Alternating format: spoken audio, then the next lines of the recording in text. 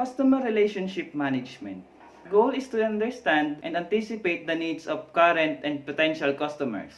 This is primarily used by people in the sales, marketing, and service organizations to capture and view data about customers and improve communications.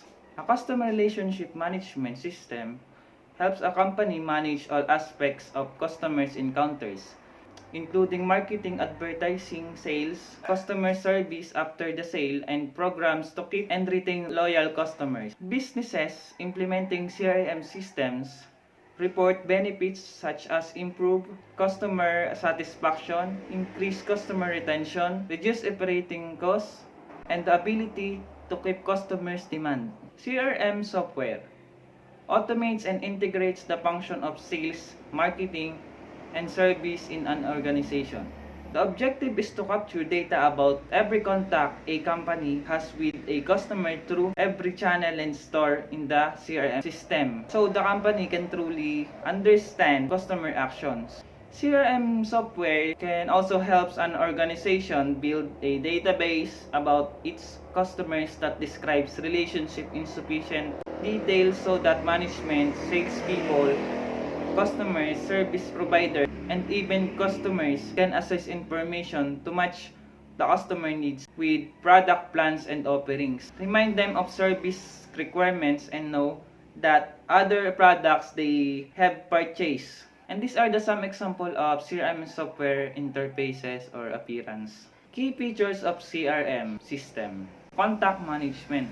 The ability to track data on individual customers and sales leads and assess the data from any part of the organization. Sales management. The ability to organize data about customers and sales leads and then to prioritize the potential sales opportunities and identify inappropriate next steps. Customer support. The ability to support customer service reps so that they can quickly, thoroughly, and appropriately address customer requests and resolve customer issues while at the same time collecting and storing data about those interactions. Marketing automation.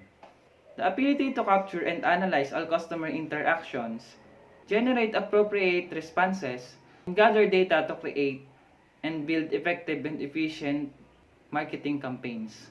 Analysis. The ability to analyze customer data to identify ways to increase revenue and decrease costs, identify the source of firms' best customers, and determine how to retain them and find even more of them. Sales ordering. Sales ordering is the set of activities that must be performed to capture a customer sales. Few essential steps on sales ordering: recording the items to be purchased, setting the sales price, recording the order quantity, determining the total cost of the order including delivery costs, confirming the customer's available credit. The determination of the sales prices can become quite complicated. Include quantity, discounts, promotions, and incentives. After the total cost of the order is determined, it is necessary to check customers' available credit to see if this order puts the customer over his credit limit. The next is the financial managerial accounting.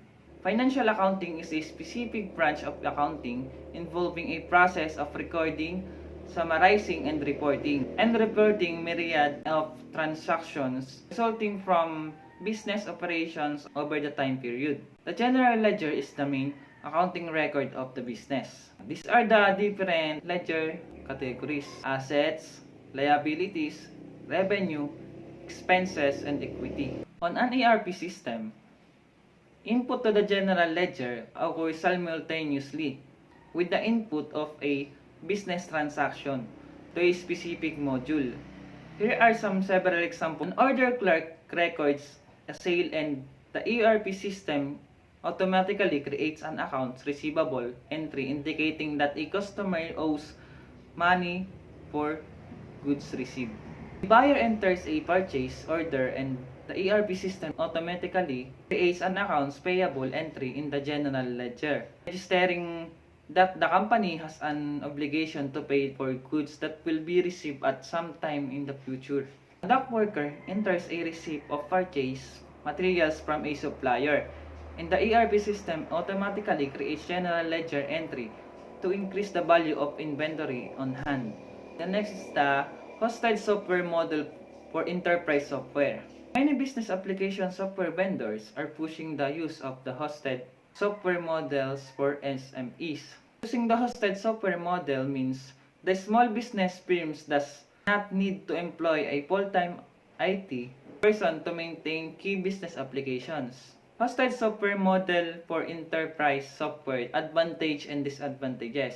So the advantages are decreased total cost of ownership, faster system startup, lower implementation risk, management of systems outsource of experts. The disadvantages are potential availability and reliability issues, potential data security issues, potential problems integrating the hosted products of different vendors. Savings anticipated from outsourcing may be offset by increased effort to manage vendor. Challenges that must be met by an enterprise system of a multifunctional company include different languages and cultures, disparities in IS infrastructure, varying laws and custom rules, multiple currencies, different languages and cultures. In some cultures, people do not routinely work in teams in a network environment. Multinational companies can establish close connections with their business partners, roll out standard IS application for all use. In disparities in information system infrastructure, lack of a robust or a common information infrastructure can create problems. Many countries' telecommunications services are controlled by a general government or operated as a monopoly. No incentives to provide fast and inexpensive customer service. Varying laws in customs rules, numerous laws can affect collection and dissemination of data. The examples are labor laws in some countries prohibit recording of worker performance data. Some countries have laws limiting the trans-border flow of data linked to individuals. In multiple currencies, enterprise system of multifunctional companies must conduct transactions in multiple currencies system must be current with foreign currency exchange rates, handle reporting and other transactions, issue vendor payments and customary statements, record retail store payments, generate financial reports in the currency of choice. And then the summary. These are the summary. Transaction processing systems or TPS are the heart of most information system in the business today. Batch and online processing, the collection of transaction into batches. TPS perform the following basic activities: data collection, data editing, data correction, data manipulation, data storage, document production. Enterprise resource planning, software that supports the efficient operation of business processes.